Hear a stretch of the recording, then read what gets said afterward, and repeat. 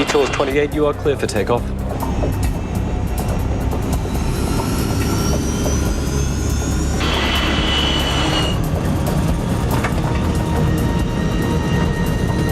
Knots.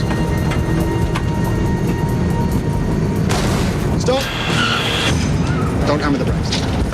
Don't hammer the brakes. 137 people are on board this British Air Tours flight.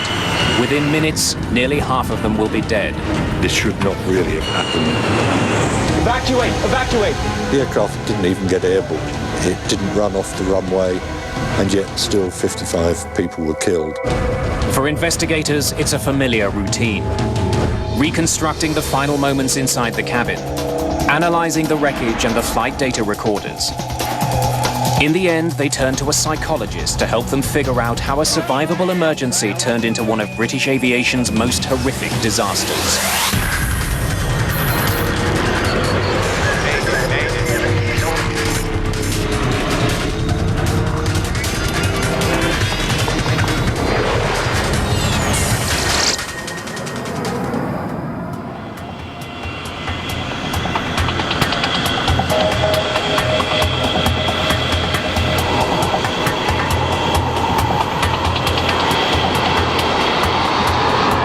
It's just before 6 in the morning on August the 22nd, 1985. Manchester's airport is coming to life. The first flights of the day are being prepped for departure. British Air Tours Flight 28 is scheduled to take 131 passengers from Manchester to the Greek island of Corfu. British Air Tours is a division of British Airways, specializing in low-cost flights to vacation destinations. It's a chilly morning. A slight breeze is blowing, ideal flying weather.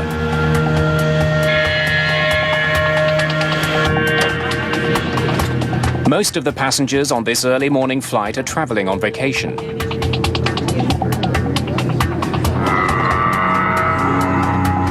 Lindsay Davis is heading to Greece with her boyfriend, Charlie Thixon. All right, let's go. We'd been going out with each other for a year, and that's one of the reasons we were so excited about it. You know, it was our first holiday together. Captain Peter Terrington is in command. I was the senior training captain on the fleet. First Officer Brian Love is being trained by Terrington. He was going to perform the takeoff and landing as part of his training. All right, Captain? Yep. Briefing then, Brian. Airfield emergencies, you handling the aircraft. Mm-hmm. What are the 4 things you're going to stop for? Fire, failure, configuration warning, or you shouting stop. Okay, so you bring the thing to a stop, and I'll take over the aircraft and leave you to deal with the emergency. I'll liaise with ATC, okay? If you've talked about the possibility of an emergency and talked over what you will do, then if it actually happens, it's easier to recall those items. Okay, Brian, start 2. Starting 2. Oil pressure rising. Okay, go on. 25, 26, 27, 28, 29. 129 plus 2 on board, Captain. All strapped in, doors are closed and automatic. Thank you, Arthur. The crew is flying a Boeing 737.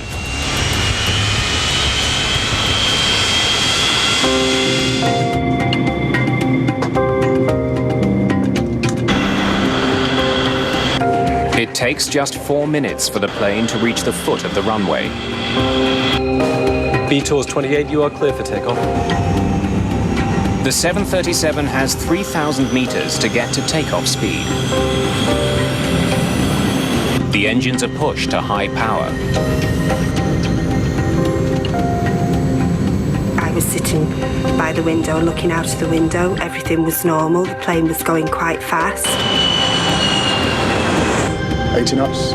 Check.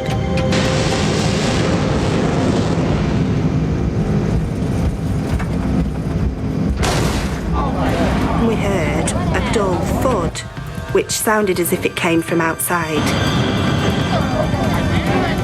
I I was really keen to see what was going on outside, but couldn't see anything. Captain Terrington needs to act fast. Stop.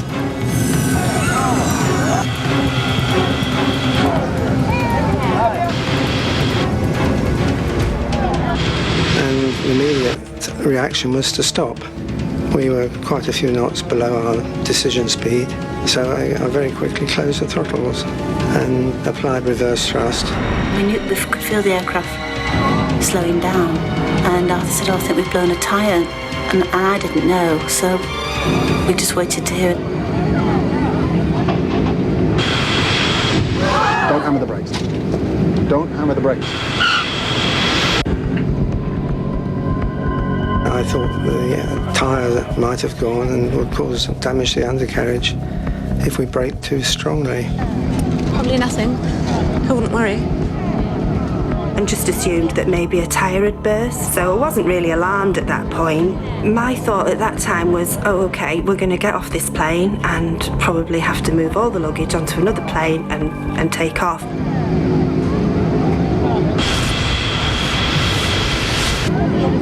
Soon, passengers on the left side of the plane see the real problem.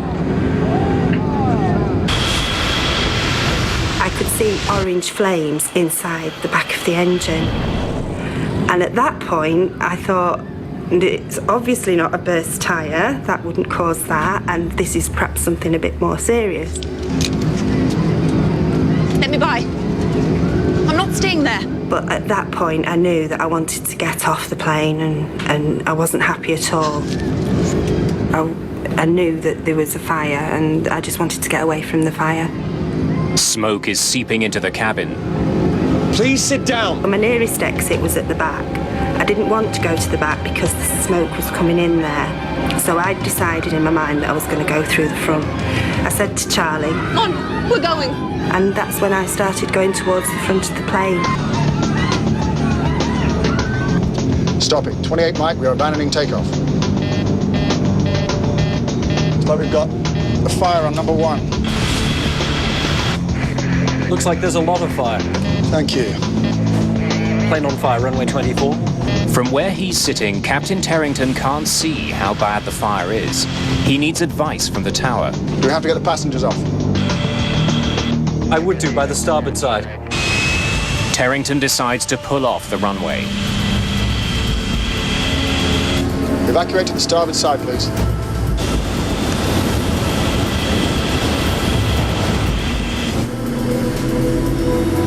Fire drill, engine number 1. Shutting down 2. Evacuate! Evacuate! Please stay calm. Before the flight crew leaves the cockpit, they must complete a 15-step checklist. Parking brake. Set. Speed brake lever. Down. But time is running out. We had an evacuation checklist, but it was 4 pages long, and the last item was to get the passengers off. Engine and APU fire warning switches. This didn't cover my problem at all. On the 737, there are 4 cabin doors. The 2 in the back are covered in flames and smoke, leaving only 2 for 137 people. Then a mechanical problem eliminates one of those.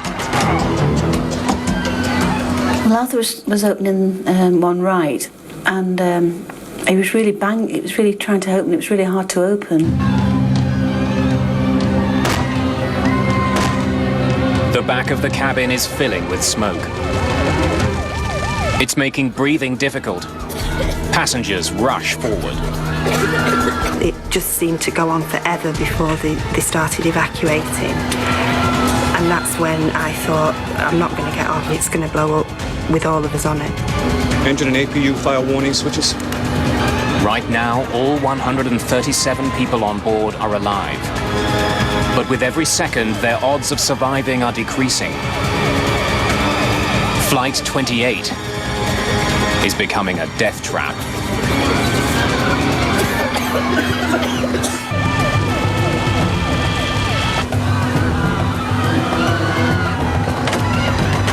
The jammed door on the right side of British Air Tours Flight 28 leaves the crew no choice.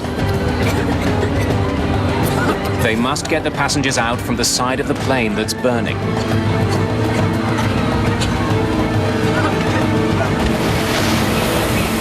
we opened the door, the fire service were already around, shooting foam up the slide and came into the galley floor. We wanted to start to evacuate the passengers, but there was a bit of a bottleneck and nobody was coming forward.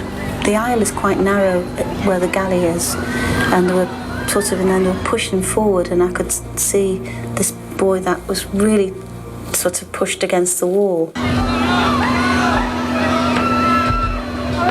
He couldn't get out, so I pulled him by his t-shirt, had the yellow t-shirt on, and he sort of tumbled forward, and after that, everybody sort of just tumbled in behind him. And we just directed him down the slide.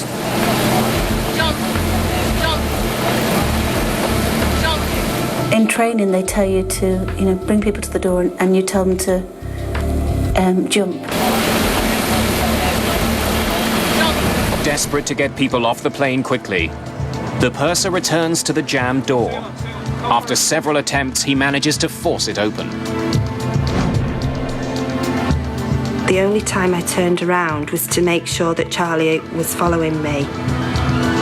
See you out there?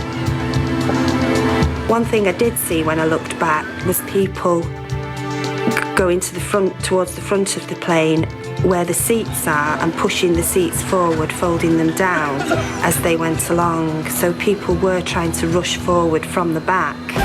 The chute was open and people were just jumping up straight onto the chute. As I got to the bottom, I didn't look back at all. I was just wanting to get off. Dozens of passengers have made it off the plane, but there are still many more inside. But it was smouldering and it was black, thick black smoke. And Charlie had said that after you'd gone, this black smoke came down, he said, and everybody was screaming and panicking. He said, people are going to die in there. Standby power switch. Captain Peter Terrington and his first officer Brian Love are still aboard the burning airplane, and they still haven't completed the steps required to evacuate. There was 4 tons of fuel coming out of that aircraft wing tank. Okay, go, Brian. Go, Brian. I could see quite a lot of flames. Completing the checklist would put their lives at risk. We did as many items as we could, and then we both went out of the flight deck window.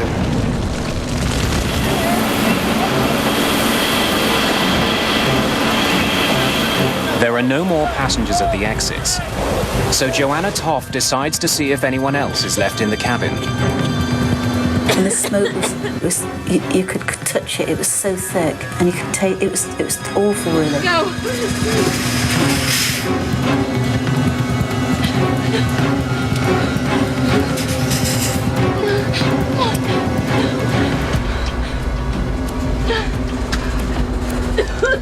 There's a young girl just a bit further down in the cabin, but she was really disorientated.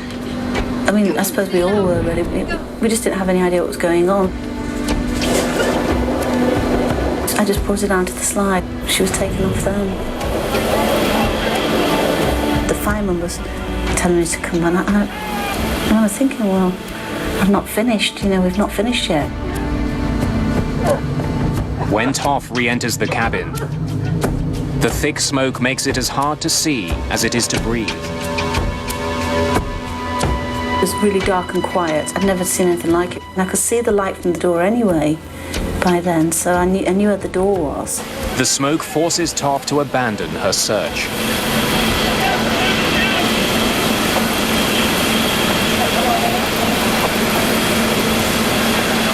Just minutes after pulling off the runway, British Air Tours Flight 28 has been consumed by fire. We got out of a flight deck which was relatively intact, and when we turned round on the ground, we saw a complete wreck of an aircraft, and it had happened in a matter of seconds. It was dreadful. 54 people are dead. Another would die in hospital.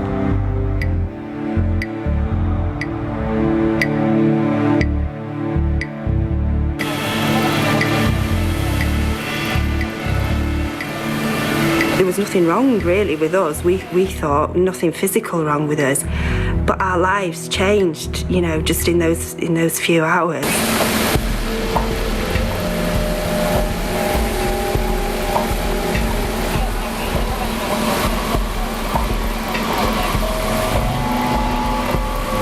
I couldn't breathe. I was virtually out the door and I couldn't breathe then. The smoke was coming in and everybody just stood up and ran out.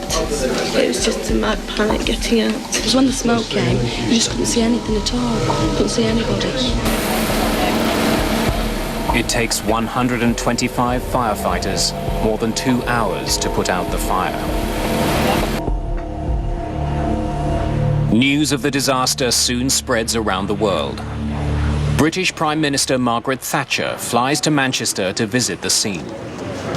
When we get a terrible air crash of this kind, everyone is appalled and shocked. But every single aspect of this accident will be thoroughly investigated. It has to be. This is the 4th major commercial air disaster of the year. In June of 1985, an Air India jet exploded over the Atlantic Ocean. 329 people were killed.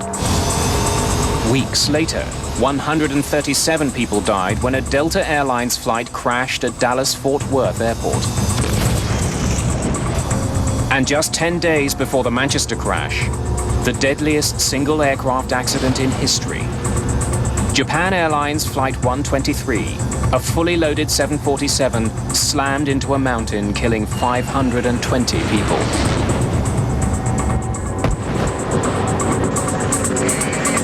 British Air Tours Flight 28 adds 55 new victims to the list of casualties.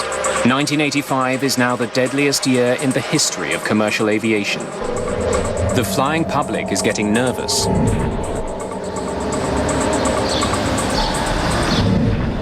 Britain's Air Accidents Investigation Branch sends a team to Manchester to unravel the events that led to the catastrophe. Among them, Stephen Moss. He'll be inspecting the plane's engines. This should not really have happened. The aircraft didn't even get airborne. It didn't run off the runway, and yet still 55 people were killed. Chris Prothero is also on the team. His focus is on the fire. We were aware from initial reports that the fire had entered the aircraft very rapidly as the aircraft came to a halt, and that was a focus for me. It doesn't take too long for Stephen Moss to figure out where the trouble started. He sees damage to the plane that was not caused by fire. Well, the first thing we noticed clearly was the hole in the underside of the wing.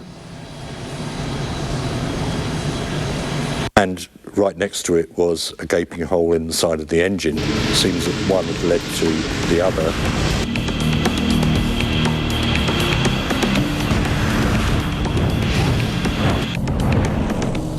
To get a plane loaded with passengers off the ground, you need to generate massive thrust. That power is created when air travels through the front of the engine to a series of compressor fans. It's then ignited, and the exhaust pushes the plane forward. Something had clearly gone very wrong with Flight 28's left engine.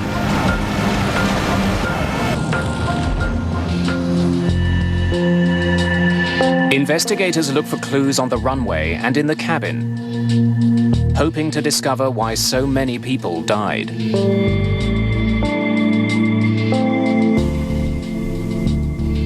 Entering the cabin for the first time, there was as with all aircraft fires, there's an overwhelming and pungent smell. Burning plastic, burnt fuel, burning material had dropped down onto seats, and so the aisles were filled up with the remains of overhead lockers. A scene of devastation. The damage in the cabin is revealing. It's almost completely charred up high, but is relatively intact down low. It was clear that there had not been flashover in this particular case. A flashover occurs when the gases in an enclosed space become so hot that they ignite, incinerating everything around them.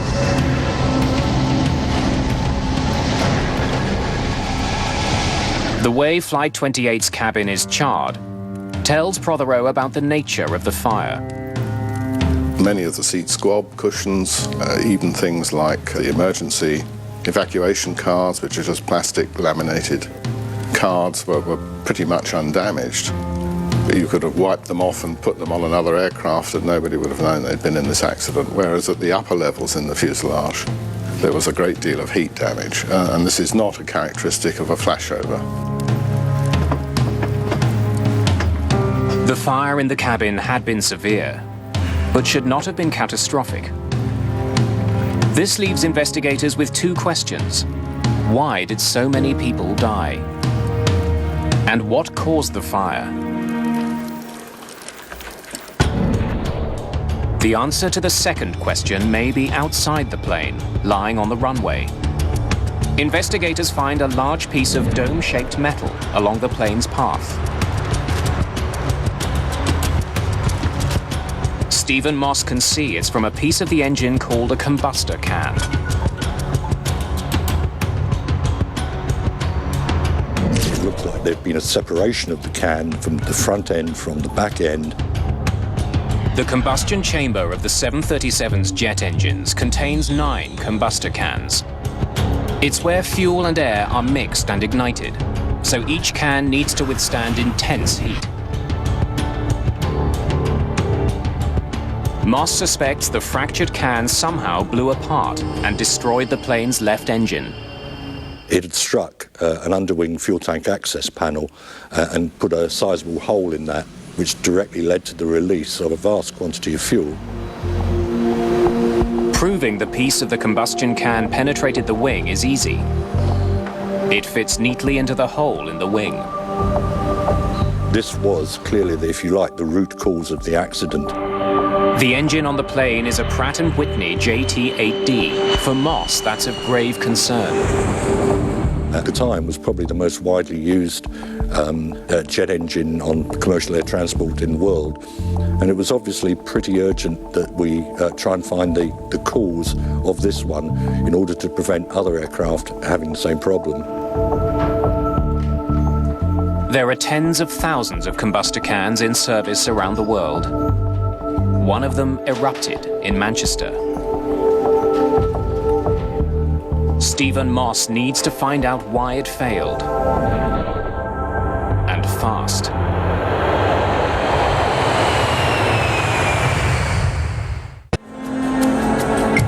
Investigators looking into the deadly fire on board British Air Tours Flight 28 study the plane's maintenance log.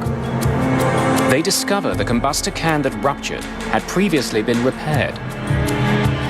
We needed to look at that repair and how effective it was.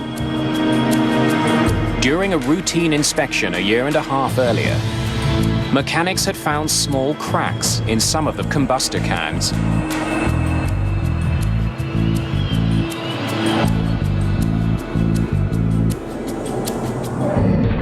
It was certainly not uncommon to find fatigue cracks in the cans. They're operating in a high temperature environment. The manuals give various schemes for repairing these cracks. Investigators find mechanics repaired the cracks according to a procedure laid out in the engine repair manual. They welded them closed. But the crack on can number 9 was unusually long. The overhaul manual did not give any limit on the length of crack that could be repaired, and it was a longer crack than had been experienced before. It was still repaired. After the repaired cans were put back in the engine, mechanics had no way of knowing the weld didn't effectively seal the crack. That's because the cans can't be inspected while the engine is on the plane. Since the repair, there were 11 reports of slow acceleration from the engine that exploded in Manchester. A damaged combustor can could have been a reason for the problem. But troubleshooting guides available to mechanics in Manchester didn't list that as a potential cause. Instead, Pratt & Whitney offered other ways to fix the acceleration problem. It didn't seem to ring any great alarm bells with them, if you like. They'd seen it before, and it had never turned out to be anything serious. So mechanics in Manchester made minor adjustments to fix the plane's idle speed and kept the plane in operation. Cockpit voice recordings revealed that the crew of Flight 28 was aware there was a problem with slow acceleration. Slow acceleration on number 1 engine day before yesterday. I was on the flight, yes, sir. Engineers signed off on it. But the log entry led Captain Terrington to believe that the problem had been fixed. A comment in the TET log for the flight before the last one that the engine was slow in accelerating. It wasn't apparent as a serious problem because the engineers had done some work and the aircraft had been flying the previous day with no problems. The idle speed adjustments didn't fix the real problem, the cracked combustor can. And it reached the breaking point on Flight 28. Stopping. 28 Mike, we are abandoning takeoff. Evacuate! Evacuate! Please stay calm and don't panic. If the airline had inspected the cans, I think there is no doubt that they would have seen the problem. Investigators now know the origins of the Manchester disaster. The welded crack in combustor can number 9 gave way as Flight 28 sped down the runway. The front of the can was ejected from the engine and put a hole in the underside of the left wing. That led to a huge fuel leak onto the damaged engine, which caused the fire. Engine fires are not uncommon. The body of a 737 is insulated with fire-retardant material to protect the cabin. Investigators still don't understand how a fire outside the plane spread into the cabin as quickly as it did. Fire Inspector Chris Prothero finds part of the answer from viewing photographs of the plane as it sped down the runway. It was clear from these photographs that there was a very dynamic phase to the fire whilst the aircraft was at speed on the runway, which produced this energetic, turbulent, sort of blowtorching type of fire, visually anyway, trailing behind the aircraft. A press photo from the day of the crash leads Prothero to a new theory. The photographs of the aircraft that appeared in the press showed the left thrust reverser deployed. The general impression that one got visually from that photograph was that the thrust reversers had effectively blowtorched fire against the side of the fuselage, and that, if you like, was the explanation as to why the fire had penetrated so quickly. That photograph and the implications of it actually therefore loomed quite large. Stop! There are several ways to bring a speeding jetliner to a halt. One is with the brakes. Don't hammer the brakes. Another is with the engine's thrust reversers. Thrust reversers redirect the exhaust from the jet engine forwards. This helps slow the plane down. It looked as though the thrust reversers had simply blown this big fire on the left of the aircraft directly onto the side of the aircraft, directly onto the rear fuselage. That would explain why the fire destroyed the cabin so quickly. It now seems possible that Captain Terrington made the fire worse by trying to slow his plane down. But Prothero has two good reasons to doubt his theory. One is the location where charring from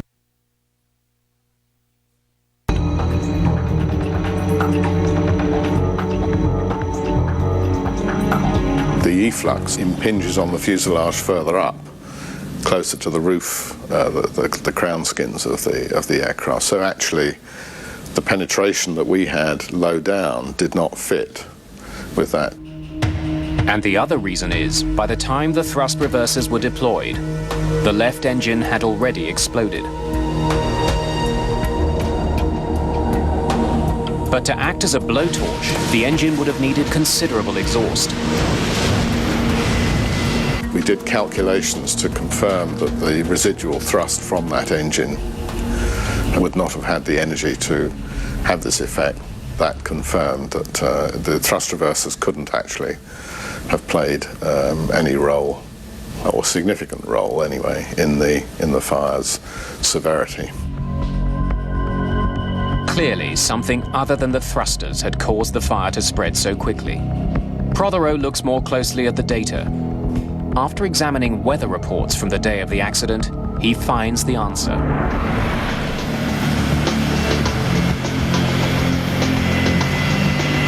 The wind was the main factor that determined the severity of the fire in terms of its attack on the outside of the aircraft, how rapidly it penetrated the aircraft, and it also affected the conditions inside the cabin. Believing he had blown a tyre, Captain Terrington made a fateful decision. Stop it. 28 Mike, we are abandoning takeoff. Well, when we heard the thud and we closed the throttles, it was my assumption that we were going to turn off the runway, clear the runway, ask air traffic for an engineer to come out and check the tyres. Like a highway, an airport runway has a series of exits. Captain Terrington chose one called Link Delta. So we've got a fire on number 1. When we got the additional information of a fire warning, the brain was already programmed to carry out the stop. The crew had been aware that they had a fire but didn't really appreciate at the time the nature of the fire, the severity of the fire, so they had turned off the runway. Captain Terrington turned his plane to the right and brought it to a stop. He couldn't have realized that doing so would make the problem far worse. There was a crosswind, a slight crosswind from the left side of the aircraft that was carrying the fire that was burning from the fuel that was pulled underneath the left wing. It carried that fire aft, rearwards, and took over and under the rear fuselage, in between the wing and the tailplane. The wind wrapped the fire around the back of the plane and into the cabin. If there'd been no wind at all, I think the situation would have been very much more benign. Investigators have discovered how the fire started and the conditions that caused it to penetrate the cabin. Now investigator Ed Trimble must solve the biggest mystery surrounding the Manchester accident. Here we had an aircraft which had aborted the takeoff for good reason, had taxied off and stopped in a taxiway in an expeditious manner, and yet 55 people had lost their lives. So there was a big question as to precisely why that had occurred. Investigators learned that most of the dead were not found in the worst burned parts of the plane. Autopsies will point to the real killer on Flight 28.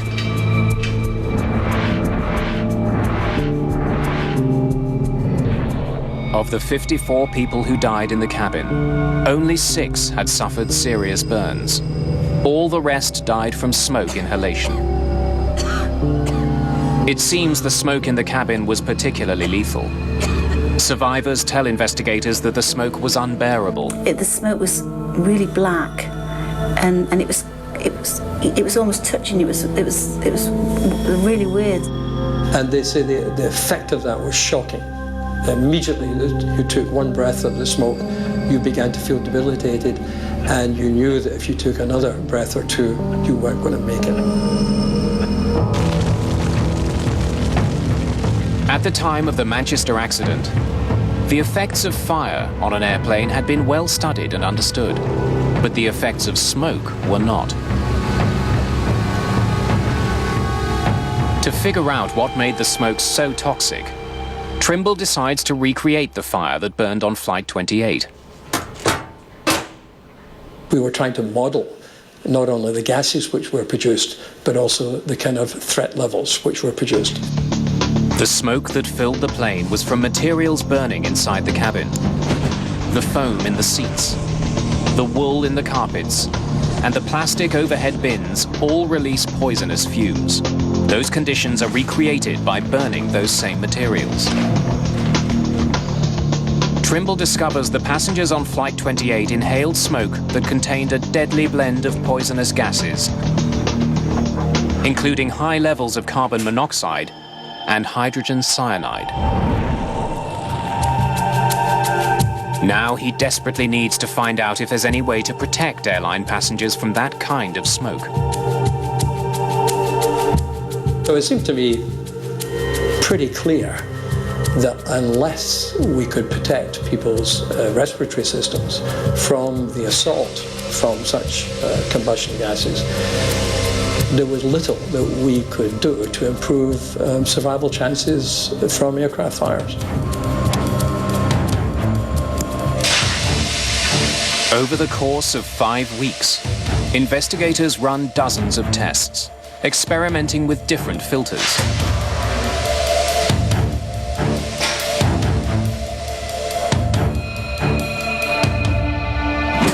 They burn nearly 1/4 ton of material to create the necessary smoke. Their dramatic conclusion: it may have been possible to save passengers' lives.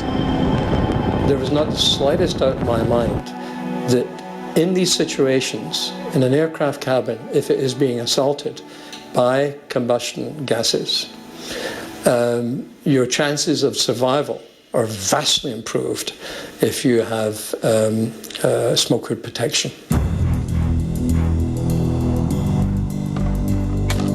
British Air Tours Flight 28 had only enough smoke hoods for the crew. They were never used. Trimble's research indicates that smoke hoods for passengers could have saved lives. There were hoods available, both of the filter type and the breathable gas type, which can provide a very high level of protection to people in these circumstances.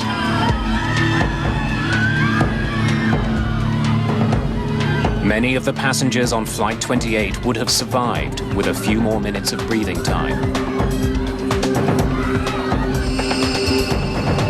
It was in a blink of an eye, you know, from the time, you know, we stopped on the runway, you know, just within a few minutes, you know, it was all over, really. A full Boeing 737 is designed to be evacuated in less than 2 minutes. So even without additional time, more of the passengers on Flight 28 should have been able to get off.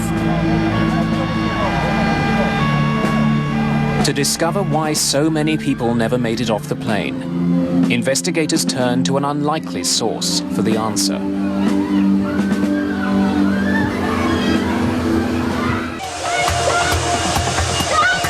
By law, airplane manufacturers must prove their planes can be evacuated quickly and safely. When the 737 was introduced in the UK, Boeing demonstrated that 130 people could get off the plane in just 75 seconds. All public transport aircraft are certificated to the same criteria, and that is that the total complement of passengers must be capable of evacuating from the aircraft using half the exits in the aircraft, it's generally one side or the other, within a maximum of 90 seconds. But 90 seconds after Flight 28 came to a stop, most of the passengers were still on board. The reason why the evacuation in Manchester wasn't achieved in 90 seconds is because the conditions in a real fire evacuation are completely different from the certification conditions. The certification evacuation is conducted in clear conditions, with no smoke that reduces vision and overwhelms passengers. Within minutes of coming to a stop, Flight 28 filled with thick black smoke. As soon as the smoke began to spill into the rear cabin and then flow forwards, essentially that induced immediate panic in those who were so affected by the smoke, because their respiration, I mean, the typical comment was, I took one breath of smoke and I felt as though my lungs were solidifying. You can imagine under these conditions that people have got to get away from the smoke. And the people did this by basically clambering over the seats and other people in front of them. In less than 5 minutes, what should have been a survivable accident turned deadly. To prevent future tragedies, Britain's Civil Aviation Authority decides to learn more about people. Helen Muir is a psychologist and a leading expert on how airplane design can influence survival. She's asked to study the behavior of passengers on Flight 28 to figure out why so many died. What we had to learn to do was to design the aircraft interior so even if we had what we might say was dysfunctional behaviour in totality, we could accommodate the needs of individuals and their desperate rush to get out. Muir configures a cabin to duplicate Flight 28 and fills it with volunteers. Then, to have them act as though the plane's on fire, she offers money to the first ones off. And that produced behaviour that was quite unbelievable. People went over seats, they went round, past each other, all sorts of things.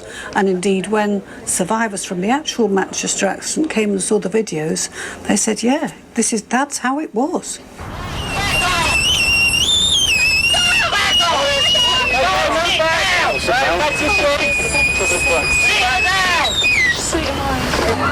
The evacuation of Flight 28 was slowed by the fact that passengers became jammed in the bulkhead opening separating the main cabin from the galley. Investigators discover the logjam was created by the design of the Boeing 737. The bulkhead opening was 22.5 inches wide, just enough for one person to fit through. But what they wanted to know was how much wider would they have to make it for people not to get stopped and blocked. We were trying to do as much as we could to recreate the situation which had happened at Manchester and then to systematically vary the aircraft interior to see what changes would improve the situation for passengers.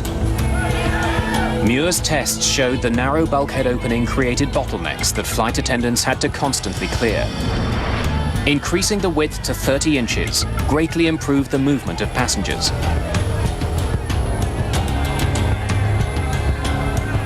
But we showed through repeat testing that if you changed the minimum gap from 20 to 30 inches, you would dramatically improve the speed at which people could get out and you'd reduce the likelihood of people falling and slipping and so on.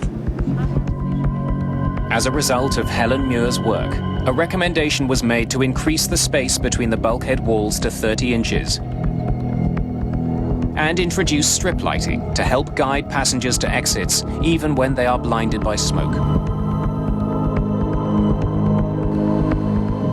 Muir also found a way to improve cabin safety without redesigning the cabin. Please sit down. She conducted research on the behavior of the cabin crew in emergencies and found that passengers get off a plane much faster with a highly assertive crew.